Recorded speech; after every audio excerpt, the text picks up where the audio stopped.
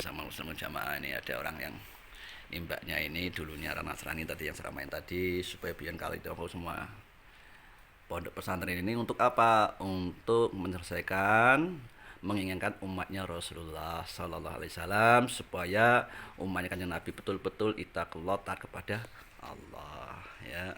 Jadi jenengan sudah tidak paksaan kan? Lillahi ta'ala. Tadi udah cara-cara tadi kan? Ya mudah-mudahan kamu bisa jadi betul-betul orang Islam itu ya. Jaga suami kamu. Pak Yai hari ini udah masuk Islam, Pak Yai jaga, ntar ada masalah kecil dan besar kamu ingatkan semuanya. Insya Allah kamu sabar, saya doakan ya. Jadi udah tugas saya kan yang mengingatkan kamu. Atau kamu bisa cinta suami saya kok karena jangan ganteng kok ya. Kira dia punya anak satu gak cinta lagi. Ternyata ada laki-laki yang ganteng lagi ya. Beda lagi. Ada lagi tak. Wah ini ada teman saya dulu. Lo kemana lo? Udah lama 3 tahun gak ketemu nih. Iya lagi ada masalah. Sama siapa? Sama suami saya. Kenapa? Udah nikah? Udah.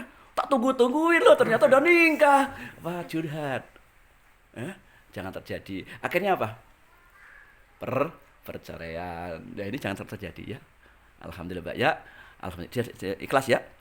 Ikhlas insya Allah. Ini jamaah.